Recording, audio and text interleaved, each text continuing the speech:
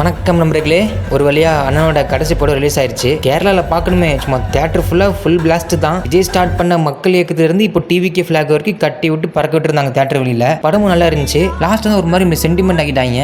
அதாவது விஜய் படம் வந்து இனிமேல் ரிலீஸே ஆகாது, உங்களால் என்ஜாய் பண்ண முடியாது, அப்படியே நீ என்ஜாய் பார்க்கணும் அப்படின்னா ரீலீஸ் மட்டும் தான் பார்க்க முடியும் அப்படின்னு ஒரு நிலைமை கொண்டு வந்துட்டாங்க. அப்படியே இந்த மன உடைச்சலோட வீட்டுக்கு வந்து மட்டையாயிட்டேன். அப்புறம் நம்ம புது வீட்டுக்கு ஷிஃப்ட் ஆக போகிறோம். அதாவது நீங்கள் கேட்கலாம், இந்த வீடு நல்ல நம்பர் இருக்கு, நீ ஏன் ஷிஃப்ட் பண்ணுறீங்க அப்படின்னு. சில பல காரணங்கள் இருக்குது, அதனால மூவ் பண்ணுறோம். அப்புறம் ஒரு வழியாக எல்லாத்தையும் பேக் பண்ணி க்ளீன் பண்ணி வச்சுட்டு பொறுமையாக வண்டியில் ஏற்றிட்டு ஜம்முன்னு புது வீட்டுக்கு போயாச்சு. இதான் நம்ம புது வீடு, கீழே தான் இருக்க போகிறோம். சொக்கா இருக்கா.